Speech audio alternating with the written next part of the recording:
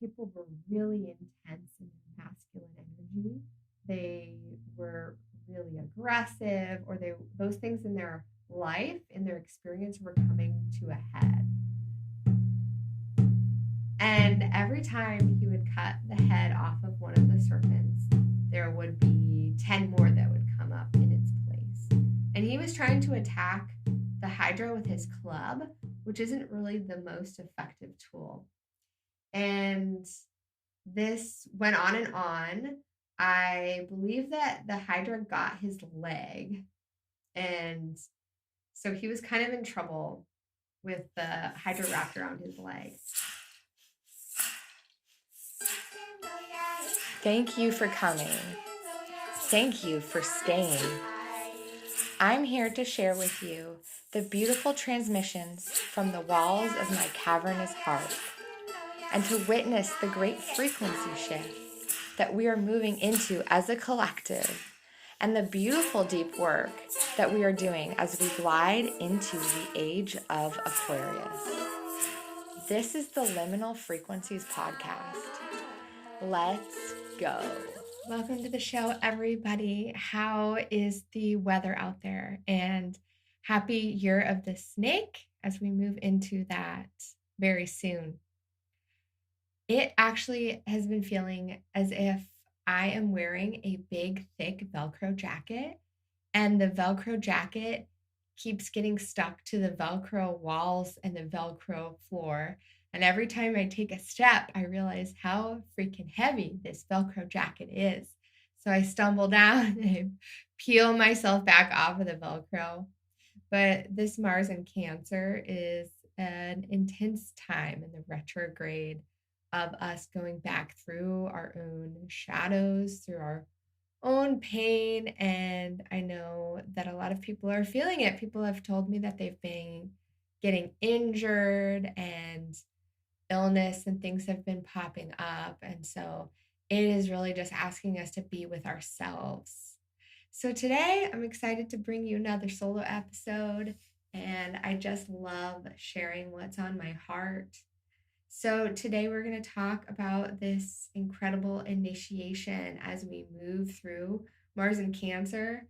When we think about astrology, the negativity often comes up, that this is a really hard transit, but this is a teacher. This is transforming us and upgrading us and cleansing our Mars in Cancer in some way, so that we can show up in an even more profoundly unique way. And I pulled a card from Kim Cran's archetype deck, and the card is the threshold, the door, the gate, or the initiation. We cross thresholds continually, consciously and unconsciously. Doorways, gates, and entryways grace our path on a daily basis. When this card arises, it signifies that the precipice you stand upon is not your typical one, however. You have arrived at a threshold of initiation, here to usher you into a new reality. It requires you to leave behind the you that you thought was so well formed. A new frontier calls. This is not easy work. Threshold initiation means a part of you will be lost in order to make space for what is next. A metaphorical death must occur. Some may not recognize you. You may struggle to recognize yourself. The ground seems to crumble as you free fall into your new reality. This is the liminal realm. One step, dear friend. Just take that one necessary step towards the future that calls you. Crossing a threshold may not always be voluntary. Sometimes we are thrown across the boundary through circumstances far beyond our control. Either way, we cannot go back. In Hindu mythology, Ganesh is the ultimate gatekeeper. Look to the great elephant god for support. Hecate, Janus, and Menchen are also watching over you. And Ganesh was a protector of his mother. He was actually created from, some lint or some scraps by his mother, Parvati. And Parvati is Shiva's wife. and Ganesh was a protector of her chambers. And Shiva didn't like that he wasn't allowed to go in, and ensued a great battle. Ganesh lost his head, and the next available head that they could find to restore him was the elephant. So he was involved in this transmutation and initiation into a new divine being through this change that occurred. And yeah, we're all moving into a great initiation. I know sometimes it doesn't feel as if it's time for that, and it doesn't feel as if we chose it, but on some level, our soul is choosing to up level. And I'm here for you. I am available for Akashic Records readings with astrology, see how that interacts with the journey that you're on right now and what you're going through. And I've also created a group collective coaching for spiritual entrepreneurs where we can share space, where we can share our wins and what we're going through. And the next one will be on February 11th. I'll have a link in the description if you want to join that and get some updates on the next events. I offer a clearing activation towards the end so we can focus on where we are shifting, and just hearing somebody else talk about what they're going through is so helpful. So I hope this episode is helpful for you. Grab your snorkel because we are diving in.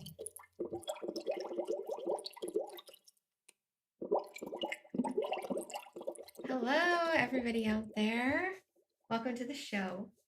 Today, I want to talk about the perplexing Mars retrograde in Cancer. Many of you may be familiar with retrogrades as far as Mercury is concerned, because that's what all of us alternative people complain about, is when Mercury is in retrograde, it can cause some delays and issues with traveling and issues with communication. And this happens very often, I think 3 or 4 times a year.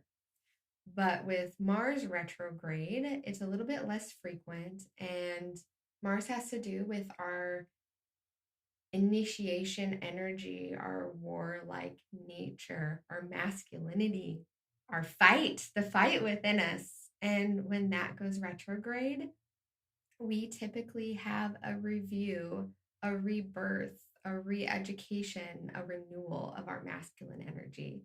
And this particular retrograde is in Cancer.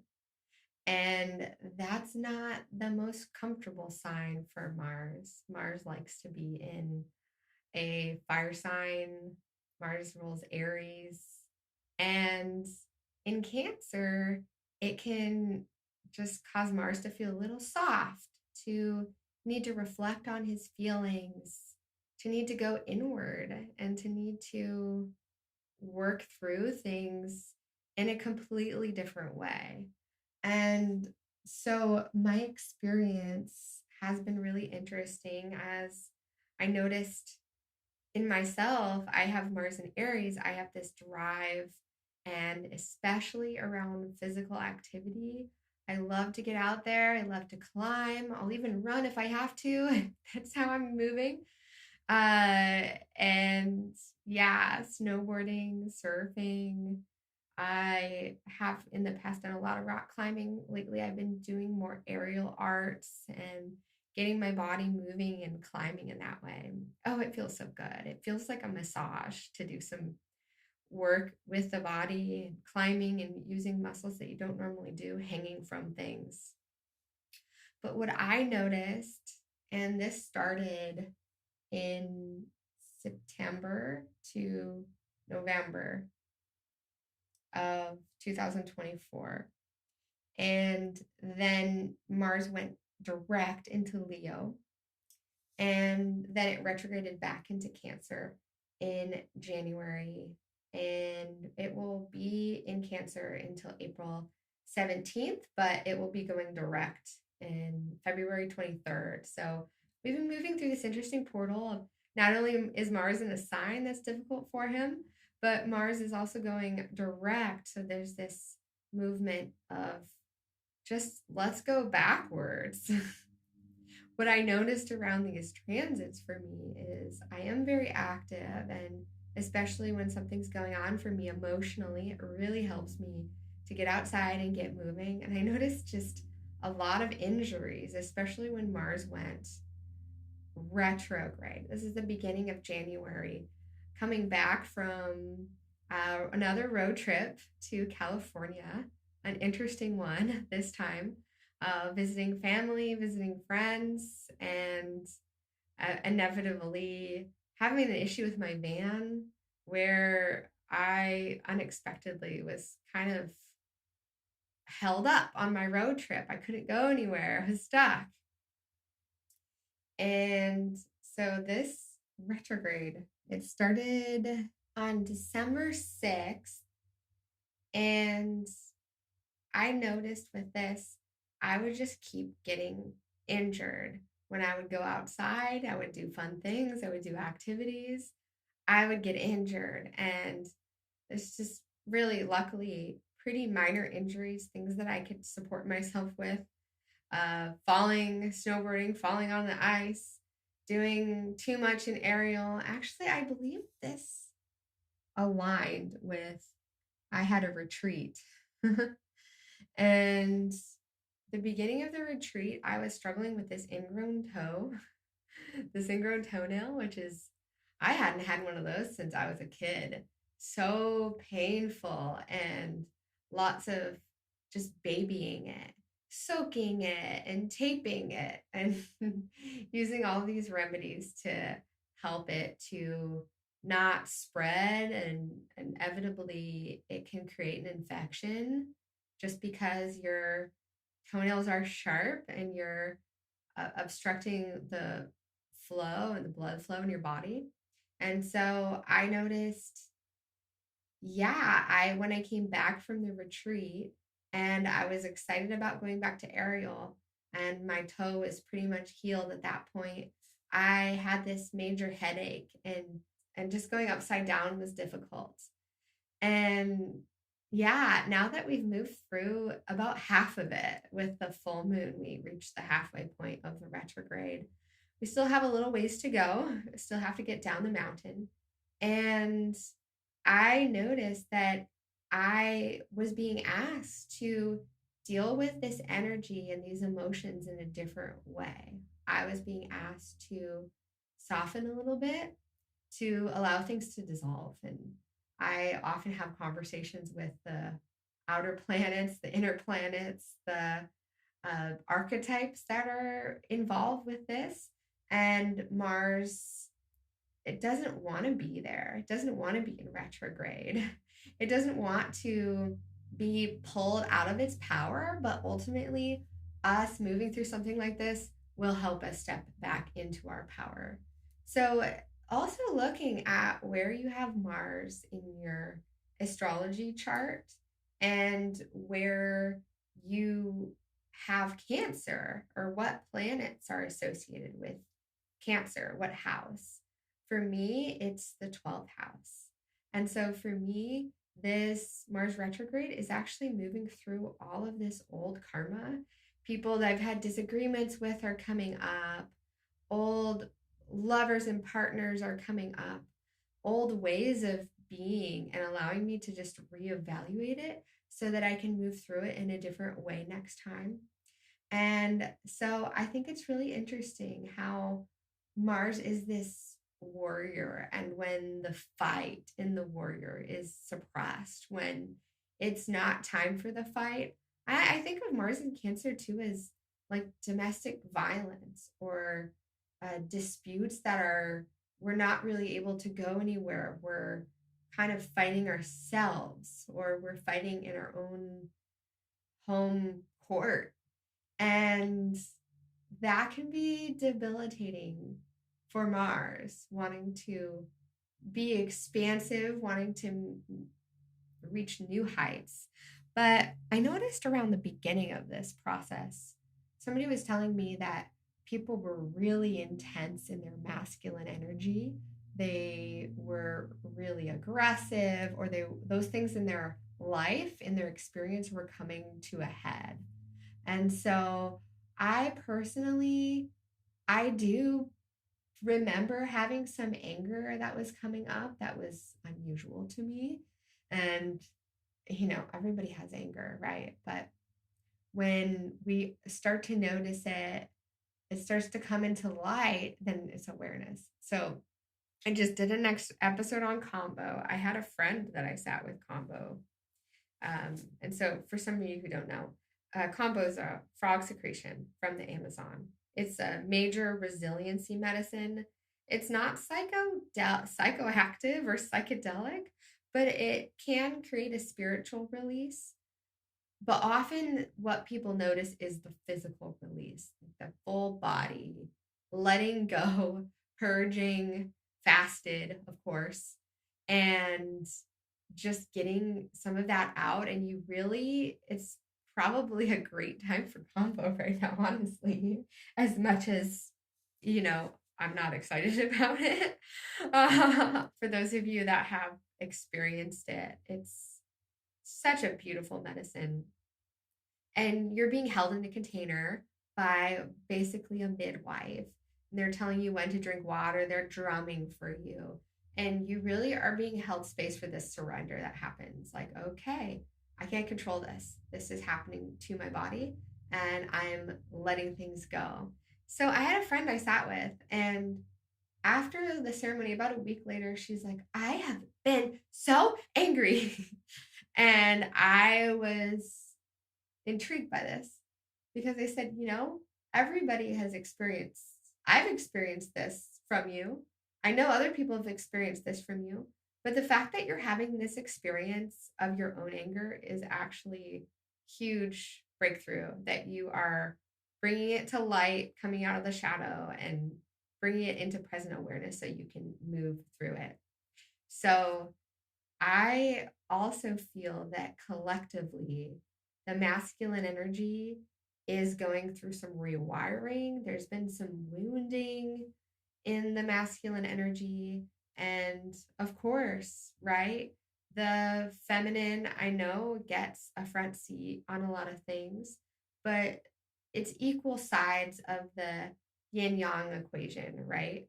When the masculine feels that they're holding space for their feminine counterparts that are experiencing abuse, experiencing sexual assault and sexual harassment, all of these things with a Me Too movement. Somebody recently told me there was a hashtag It Was Me movement where the person that told me this said that they were, I don't know if they were on a date, they were engaging with somebody. I think they had been drinking, but this was consensual. However, the woman afterwards said, I actually didn't want to do that, and I didn't think I would be able to tell you to stop.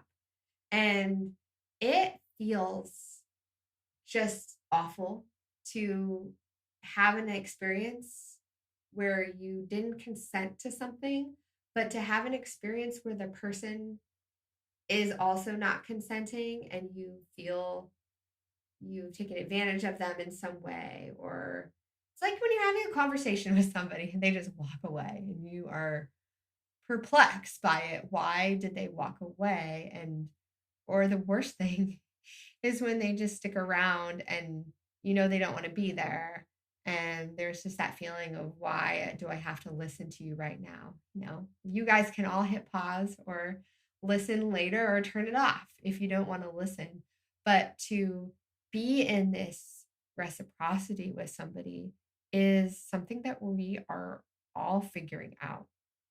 I will also talk about, or would like to talk about, the South Node moving out of Libra and into Virgo, and the North Node moving out of Aries and into Pisces.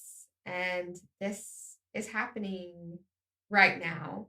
It's started on January 11th, and it's the end of an 18-year cycle. And it's usually about 2.5 years where the North and South nodes are in a specific place. And the North Node moving into Pisces tends to be a movement towards collectiveness, towards unification, towards humanitarian, towards group identity, as opposed to Aries, which is very individual. Me. This is all about me and my issues, my trauma. And the opposite of Aries is Libra, which is all about the community and making everybody happy in the scales and collective harmony. So the movement away from Libra, the South Node being in Libra until very recently, has represented the endings and the karmic cycles that we're moving out of.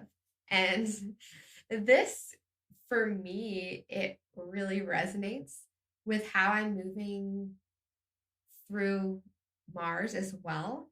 Mars moving through my 12th house, cleaning out. The 12th house is the completion of the cycle, the death and rebirth, and the unconscious. Pisces rules 12th house, which is the unconscious mind and the unconscious universe. And so moving this way has many of us moving away from karmic cycles and people pleasing ways of being that just create resentment and things that no longer serve us into supporting the collective. And the opposite of Pisces is Virgo.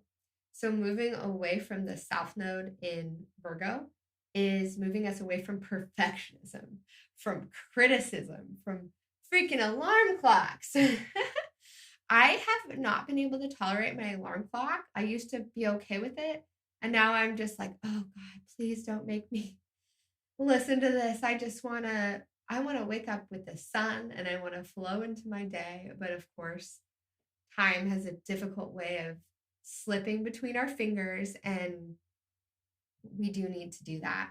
But I do see, and I have heard astrologers forecasting the workforces kind of falling apart because people don't want to stand in line anymore. They want to move toward the North Node. They want to move towards a collective harmony from us moving with the sun. Did you guys know that before, so Roman and Greek times, the dates changed and it used to be not 8, 9, 10, October, November, December. So December was the 10th month, although we have 12 months in the year. And so at the end of the year, they would just stop time and we would start again in March.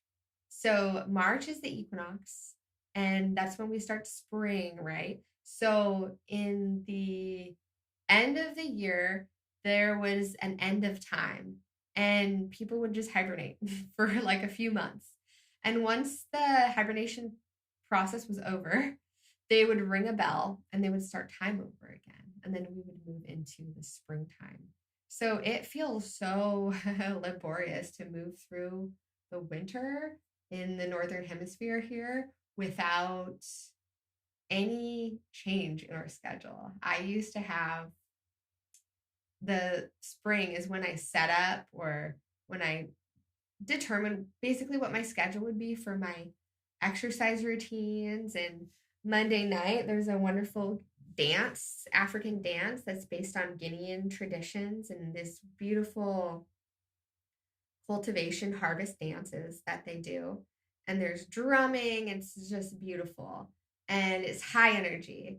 We do this on Monday nights. Tuesday nights, I would go to aerial class and learn aerial silks. And it's been a really beautiful group that showed up for that. Wednesday night, going to aerial again after kind of more of a mellow day, more of a day focusing on things like the podcast and getting loose ends tied up and taking care of things on the homestead, quote unquote homestead, the tiny house and the van if needed. And, Thursday would change. I might go out dancing if there was a thing going on in the summertime. But once we moved into this winter season, it was so hard just to keep my body moving for that whole time to like be out and about and doing things. And so it's interesting how we moved into this Mars retrograde and people had to change how they interfaced with their exercise and doing a little bit more breath work, doing a little bit more gentle movements that allow the body to move into alignment, focusing on the somatic side. So, with the somatics in mind, I think it's really interesting that Cancer, what we're talking about, was actually the crab that attacked Hercules when Hercules was on one of his powerful missions to slay the Hydra. And this was because Hercules was a love child, and Hera was I believe, the wife of Jupiter. And Hera was jealous and wanted to get revenge on his children that were affair-based children. And Hercules was required to go through these 10 tasks, these 10 really hard tasks. And the Hydra is a serpent, which is really interesting too, the water theme here with Cancer. And every time he would cut the head off of one of the serpents, there would be 10 more that would come up in its place. And he was trying to attack the Hydra with his club, which isn't really the most effective tool. And this went on and on. I believe that the Hydra got his leg. And so he was kind of in trouble with the Hydra wrapped around his leg. And Iolaus, which is, I believe, Hercules' nephew, had torches, and they found a different way to attack the heads and then cauterize the wound so that no new heads would pop up. And eventually they were able to slay the Hydra, but Hercules, which no pun intended, shot himself in the foot a little bit by having the assistance of Iolaus. It was the king was Eurystheus that was summoning him for these missions, and he ended up having 2 more missions because it wasn't good enough to do 10. He had to do 12 since he kind of cheated on that mission. And so, where have you been lately in your life where you've been like, wow,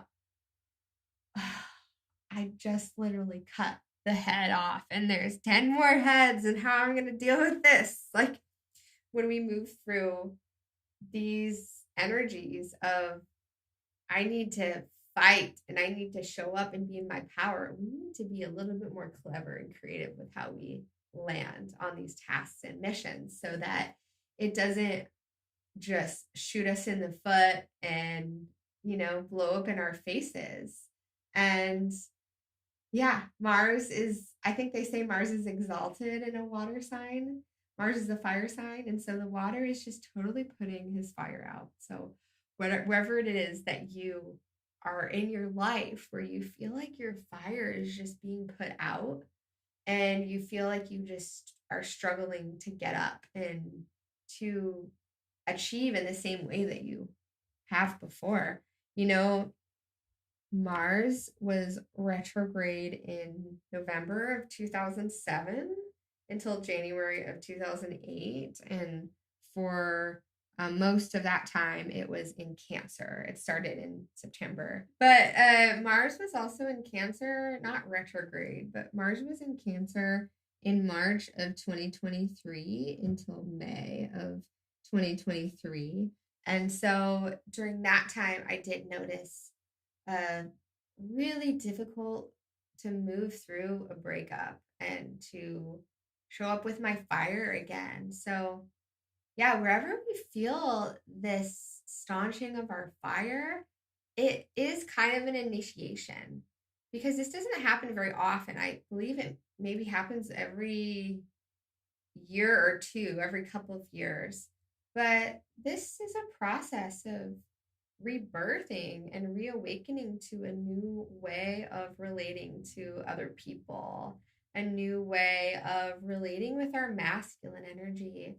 And right now, I believe the planet really needs this shift in masculine energy. I mean, look at the people in leadership. Look at the people trying to get in leadership. I believe the election, it was pretty devastating for a lot of people, but I saw a lot of masculine energy in both sides of the competition. And even the fact that it's a competition at all is just kind of wild to me. The fact that we don't have a better system of collaboration. So I hope that as we move, and I know that as we move into these big changes, as we move into Mars, when Mars moves direct, as we continue to move into the new era of Pisces being the North Node and the age of Aquarius, this light that's being shown on the Aquarius areas of our life, the enlightenment that happens when we start to get our creative minds. And not only the creative minds that I don't know if you guys notice this, but wow, it is really important right now to get out of your head. It is really easy to get into your head. I notice that people around me are having more trouble sleeping, and I'm definitely having moments. But here's a thing that is interesting. This is a choose your own adventure.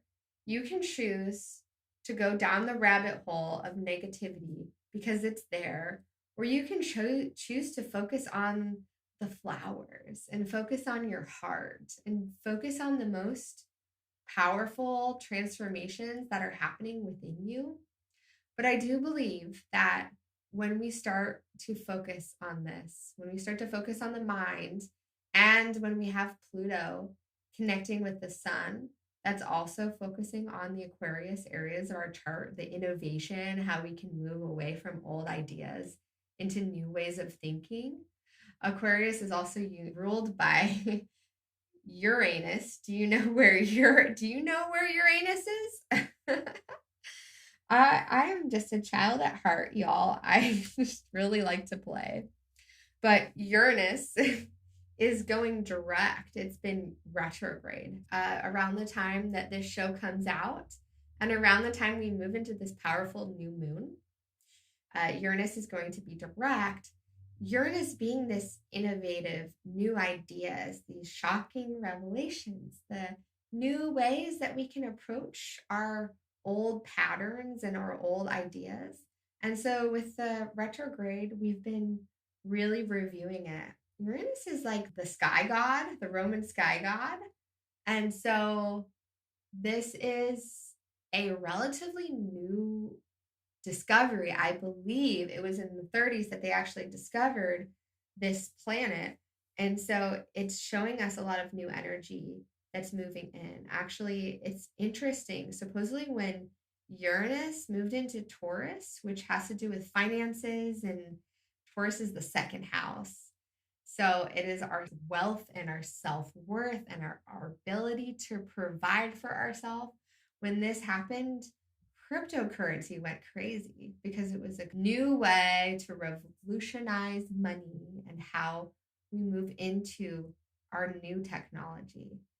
And that is all coming up. Lots of change. So with lots of change, but just be really, really gentle with yourself. Know that these wounds that come up are a indication for you to slow down and have a review of how you're working with your emotions. And sometimes the old way of doing it doesn't work.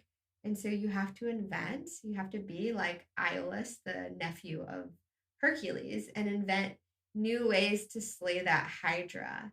Just looking at what's comfortable for you and what's in your comfort zone and how can you move out of that. Actually, Uranus is very much not about comfort, is very much about new ideas, and Taurus is about the comfort, the softness, the nourishment.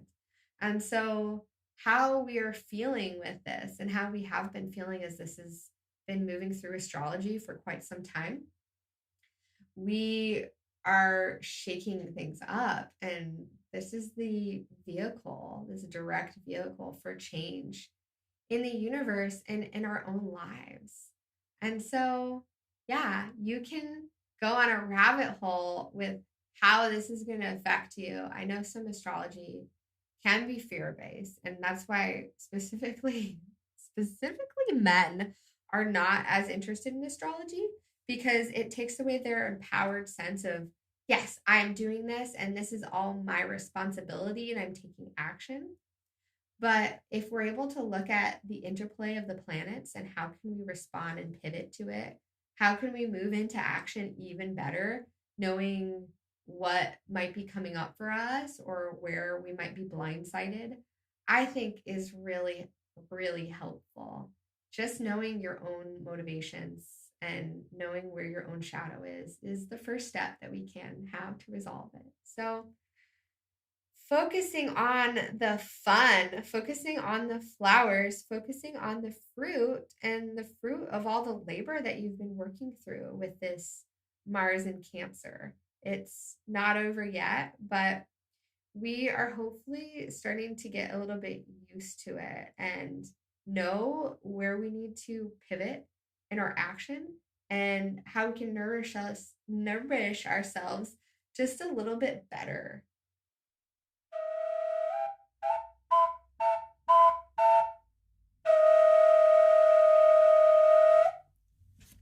Thank you for listening, and how synchronistic that as I was getting ready to record the outro to the podcast just now, the headphone cable wrapped around my leg, just like Hercules when he's trying to slay the Hydra. And so we bring this with us, we bring this mythos with us everywhere we go, and we have these beautiful experiences where we come into our own humbling as human beings in Earth School. So I hope your Earth School experience has been incredible so far and that you take a moment to laugh at yourself in what you're going through. So I want to read from you from Toko Pa Turner's book, Belonging. Rumi says that to cry out in weakness is what invites healing to pour in towards it. He writes, all medicine wants is pain to cure. How strong one must be to allow themselves to be seen in their weakness, and how brave the other to be unwaveringly helpless. Pain took me into the practice of showing up empty-handed and still being lovable. Pain and injury and illness asked us to consider that our lives are worthy without justification. True healing is an unglamorous process of living into the long lengths of pain, forging toward the darkness, holding the tension between hoping to get well and the acceptance of what is happening, tendering a devotion to the impossible task of recovery while being willing to live with the permanence of a wound, befriending it with an earnest tenacity to meet it where it lives without pushing our agenda upon it. But here's the paradox. You must accept what is happening while also keeping the heart pulsing towards your becoming, however slow and whispering it may be.